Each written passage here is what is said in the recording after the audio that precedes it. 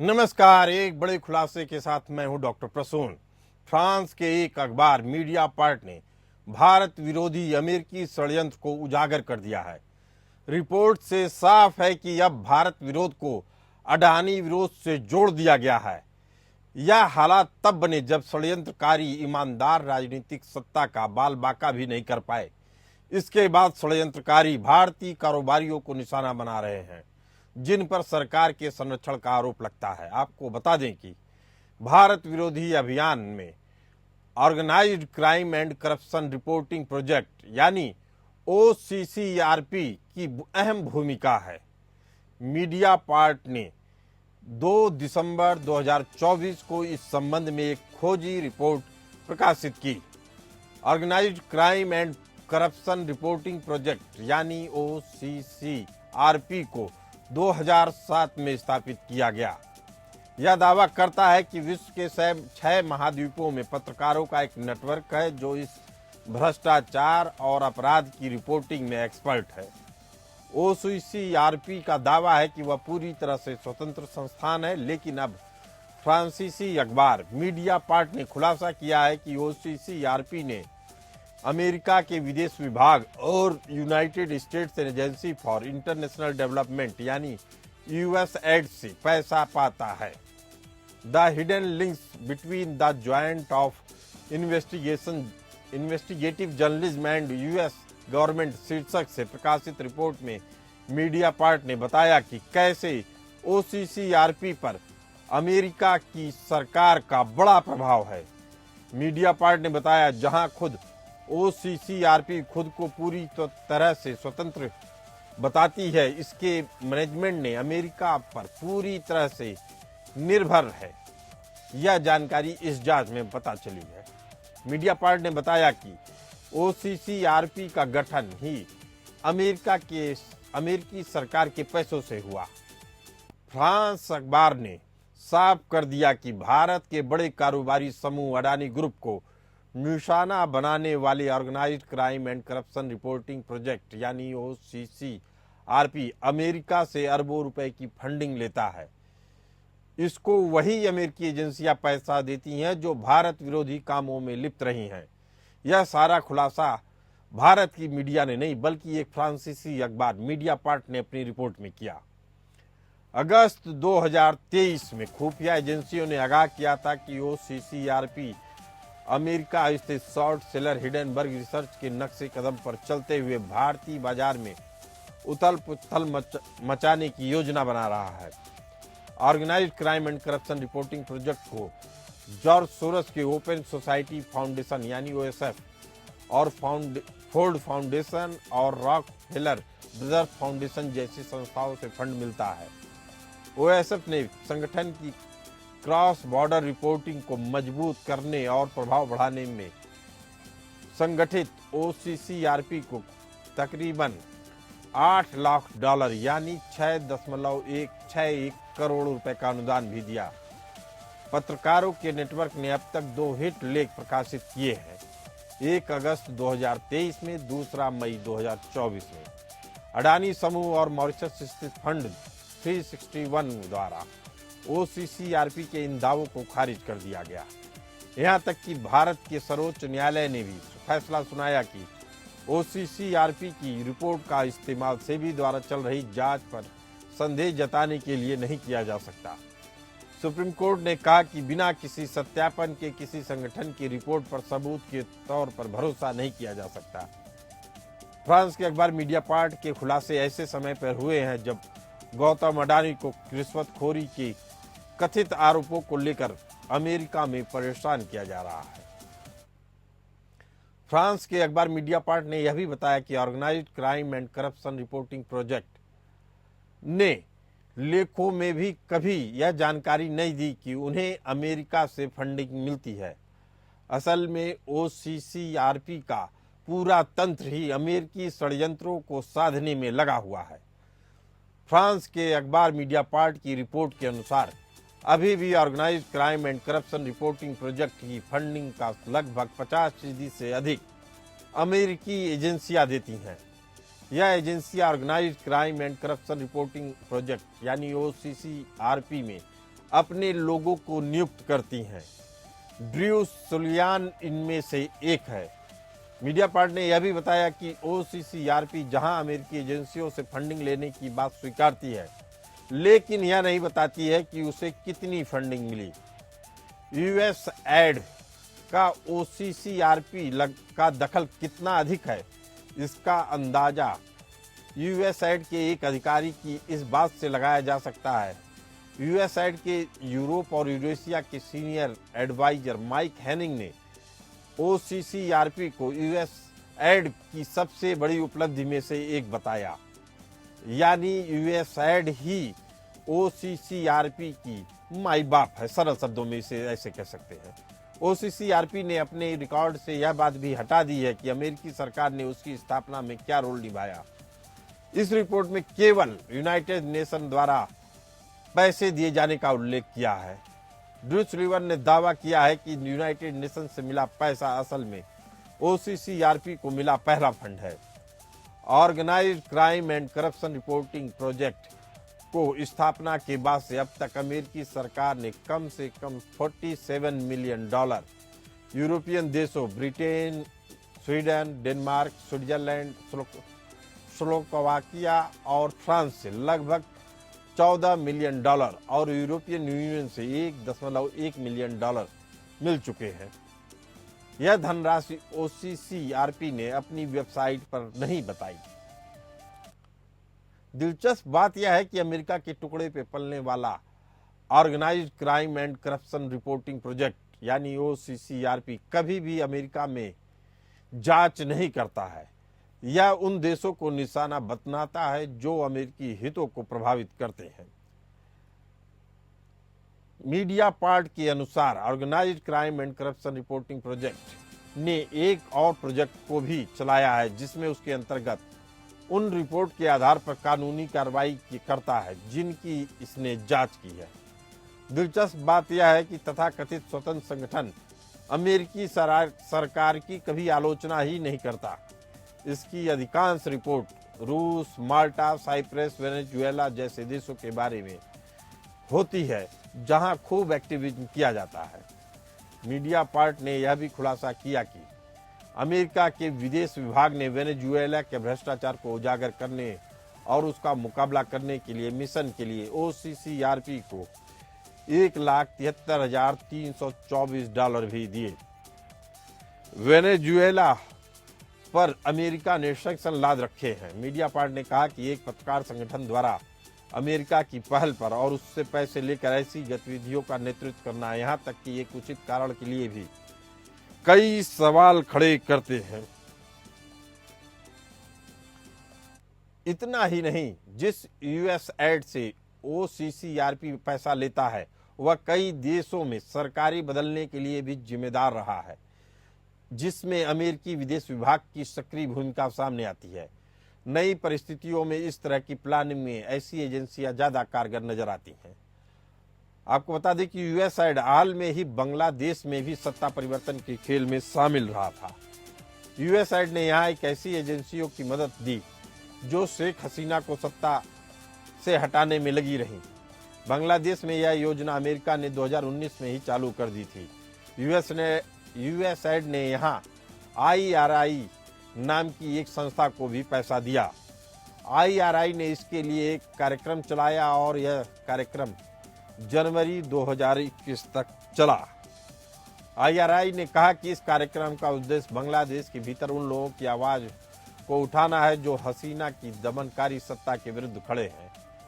IRI ने अपने इस कार्यक्रम में LGBT, बिहारी और बाकी समुदायों के लोगों के समूहों का समर्थन हासिल किया। इसके तहत 77 एक्टिविस्ट को ट्रेनिंग दी गई। इन लोगों को बड़ी धनराशि भी दी गई। इसका अर्थ यह लगाया जा सकता है कि अमेरिका उन लोगों को अपने पक्ष में बोलने के लिए तैयार करता रहा जो हसीना का विरोध कर सके। IRI ने 2021 में एक और प्रोग्राम चलाया। इसके लिए उसे अमेरिकी एजेंसी यानी ED से $9 लाख की मदद मिली। इस कार्यक्रम के तहत IRI ने उन नेताओं को तैयार करने का लक्ष्य रखा जो आगे चलकर उसकी आवाज बन सके। इसी मुद्दे पर चर्चा करने के लिए हमारे साथ मौजूद हैं कर्नल दिनेश शर्मा, रक्षा विशेषज्ञ और हरि मोहन कौशिक जी, जियोपॉलिटिकल एक्सपर्ट। आपने देखा कैसे फ्रांस के अखबार मीडिया पार्ट ने एक एक करके सारी कड़ियां जोड़ दी, बता दिया कि अमेरिकी विदेश विभाग भी भारत विरोधी षड्यंत्रों को हवा देता है। अभी तक यह माना जा रहा था हरि मोहन कौशिक जी कि जो खुफिया एजेंसियां हैं अमेरिका की, वह डीप स्टेट का रोल निभाती हैं। अब तो लग रहा है पूरा अमेरिकी प्रशासन ही छुपा छुपी का खेल खेल रहा है और भारत को तबाह करने की साजिश रच रहा है। Thank you. एक्चुअली एक होता है नैरेटिव वॉर। नैरेटिव वॉर का मतलब ये होता है जी कि लोगों के बीच में एक विमर्श पैदा करना और उस विमर्श को इस तरीके से पैदा करना कि वो आपके फेवर में काम करे।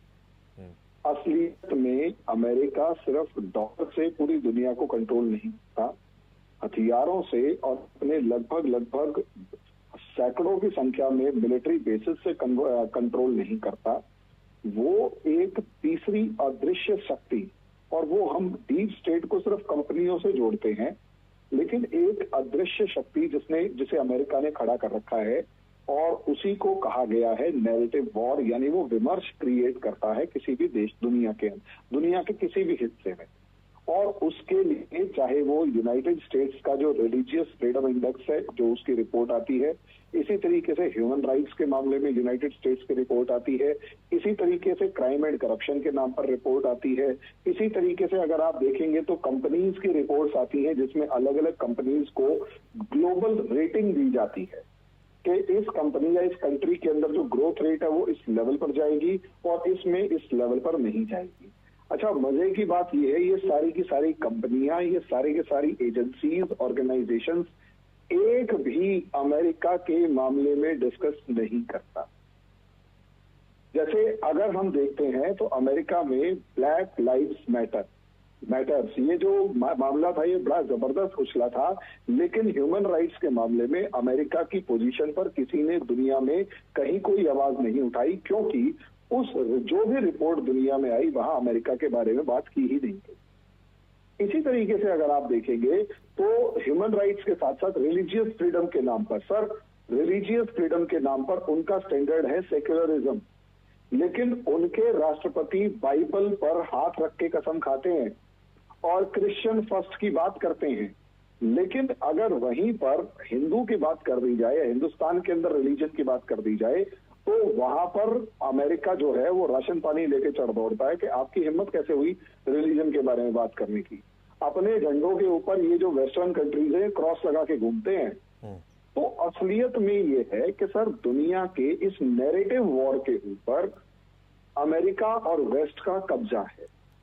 हमें एक स्टेटमेंट याद है, मेरे को एक स्टेटमेंट याद है, तो हम सबको पता है कि डॉक्टर एस जयशंकर ने एक स्टेटमेंट दी थी बड़ी जबरदस्त। उन्होंने कहा था west must come out of this mindset कि yours problems are world's problem and world's problems are not yours problem या यूरोप्स प्रॉब्लम। अब ये जो है ये नैरेटिव वॉर को बर्स्ट करना ही तो है, लेकिन प्रॉब्लम यहाँ ये आ रही है कि अमेरिका के सामने हम डॉलर को डी डॉलराइजेशन के बारे में सोच तो सकते हैं, हम हर चीज के बारे में सोच सकते हैं, लेकिन जब हम नैरेटिव वॉर की बात करते हैं तो चाइना भी उस नैरेटिव वॉर में पिछड़ रहा है।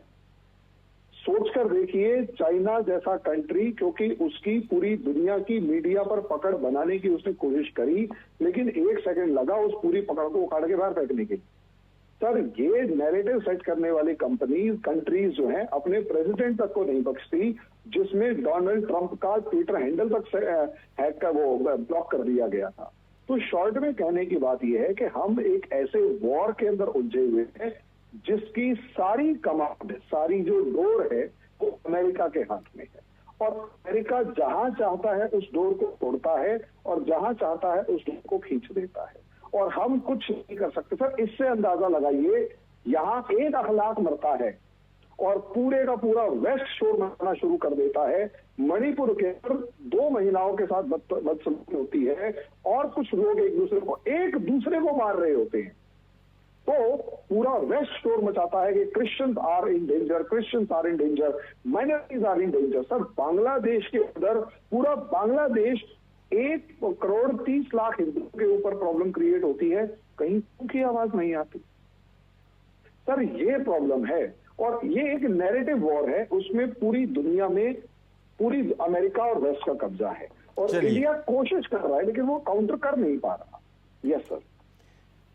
कर्नल दिनेश शर्मा जी हमारे साथ मौजूद हैं। कर्नल साहब, अब तो जब युद्ध नैरेटिव क्रिएट करके हो रहा है, तो क्या लगता है कि भारत को कौन सा नया हथियार अपनाना होगा ताकि इस तरह की चीज़ों से निपटा जा सके? नाम बनाया जाता है यूएस एड्स, यानी United States aids for international development. ये काम किस पे करेंगे? हेल्थ पे काम करेंगे, एनवायरनमेंट पे काम करेंगे, इसी तरीके से बाकी चीज़ों पे काम करेंगे। हकीकत में होता क्या है, नैरेटिव क्रिएट किए जाते हैं, अमेरिकी हितों को साधा जाता है। और दिक्कत इस बात की है कर्नल दिनेश शर्मा जी कि ऐसा जानते हुए भी भारत सरकार के साथ उसके तमाम लोग भी जानते हैं कि इस तरह के नैरेटिव क्रिएट किया जा रहा है जो अमेरिका के हितों के लिए होता है, अमेरिका सरकार करवा रही है, लेकिन हमारे पास कोई चारा नहीं बचता है। हम हाथ पे हाथ धरे बैठे रहते हैं, आंख मूंद के सोच रहे तो किया क्या जाए, तब तक वो एक नया नैरेटिव गढ़ के, यानी बिना युद्ध के मैदान में गए हुए ही युद्ध जीत रहा है अमेरिका। इस हालात से कैसे निपटा जाएगा कर्नल दिनेश शर्मा? प्रसून जी, इससे पहले आपका ये प्रश्न का जवाब देने से पहले मैं थोड़ी सी पृष्ठभूमि के अंदर जाना चाहता हूं। अमेरिका और इंडिया के रिलेशन के बिल्कुल संक्षेप में बताऊंगा। हमारे और अमेरिका के रिलेशन डेवलप हुए 1949 में। उस समय हम साम्यवाद में विश्वास करते थे और अमेरिका जो है वो पूंजीवाद में विश्वास करता था। तो हमारे ये रिलेशन थे, एक प्रकार से औपचारिक रिलेशन थे। उसके बाद जो है नंबर ऑफ घटनाक्रम जो है होते गए हैं, और 71 के अंदर जो है अमेरिका ने हमारे बरखिलाफ अपने असली तेवर दिखाए। 71 से लेके फिर 74 के अंदर हमारा पहला पोखरान का हमने परमाणु परीक्षण किया, और उसके बाद 98 के अंदर किया, जिसके बाद जो है हमारे ऊपर दुनिया भर के जो है रिस्ट्रिक्शन लगा दी गई। हमारे और अमेरिका के साथ जो संबंध सुधरे हैं या कुछ मित्रता बनी है, वो प्रेसिडेंट बाराक ओबामा के समय 2010 ऑनवर्ड, जबकि उनके हमारे इसी मित्र को तो तोड़ रहा है colonel Dinesh Sharma. The hidden links between joints of investigative journalism and US government. और ये जो OCCRP है, जो अपने आप को क्लेम करता है कि हम पूरी दुनिया में इन्वेस्टिगेटिव जर्नलिज्म कर रहे हैं क्राइम के प्रति, और लेकिन उस धारणा को तोड़ रहा है। यह रिपोर्ट मीडिया पार्ट की, यह रिपोर्ट जो फ्रांस का अखबार है, वह कह रहा है कि ये जो नैरेटिव गढ़ा जा रहा है वो अमेरिकी सरकार की ओर से। बड़ा खुलासा किया, कह रहा अमेरिका क्या विदेश विभाग ही इसमें संलिप्त है और वो फंडिंग कर रहा है। तो इसका मतलब सीधे माना जाए कि भारत सरकार को अस्थिर करने की कोशिश कर रही है अमेरिका। मैं प्रसून जी उसी सिस्टमैटिक ढंग से मैं उसी बात के ऊपर आ रहा हूँ। हमारे रिलेशन अमेरिका के साथ अच्छे हुए हैं। आज की तारीख के अंदर हम और अमेरिका जो है स्ट्रेटेजिक पार्टनर है, लेकिन पिछले 4 सालों से हमारे और अमेरिका के बीच के अंदर जो रिलेशनशिप है वो बहुत निम्न स्तर के ऊपर गई है। उसके चंद एक कारण हैं जिससे कि अमेरिका के हितों के ऊपर प्रभाव पड़ रहा है और वो भारत से खुश नहीं है। इन वजहों से वो इस प्रकार की कार्रवाइयां कर रहे हैं ताकि हमारे को बदनाम किया जाए वर्ल्ड फोरम के ऊपर। उसमें सबसे ज्यादा अमेरिका को जो परेशानी आ रही है वो हमारी रक्षा नीति के अंदर आ रही है, हमारे सैन्य आधुनिकीकरण मॉडर्नाइजेशन के ऊपर आ रही है। उनका मानना है कि आप अपनी सेना का मॉडर्नाइजेशन कर रहे हैं, आप ज्यादा से ज्यादा वेपन हमारे से खरीदें, लेकिन हमारी पॉलिसी है कि हम एक देश से नहीं लेंगे, हम अपना अलग अलग देशों से खरीद रहे हैं, हम उसके ऊपर डिपेंडेंट नहीं रहेंगे। दूसरा जो है रूस के साथ हमारा सैन्य सहयोग। अमेरिका चाहता है कि हम रूस से दोस्ती कम करें और उनसे जो वेपन कम खरीदें ताकि अमेरिका की जो मिलिट्री इंडस्ट्रियल कॉम्प्लेक्स है उसको फायदा हो, लेकिन हमने उस बात के ऊपर नहीं माने हैं। तीसरा हमारा चीन के साथ सीमा विवाद।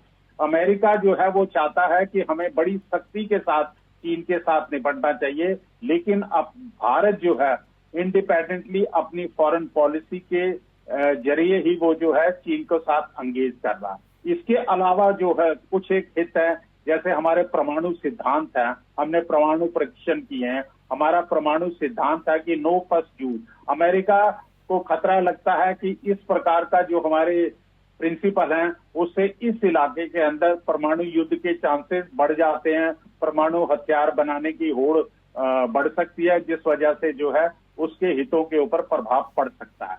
उसके अलावा जो डिजिटल वर्ल्ड के अंदर या डिजिटल, ये तो आप अमेरिका का पक्ष बता दिए, भारत सरकार के पास उपाय क्या है कर्नल दिनेश शर्मा?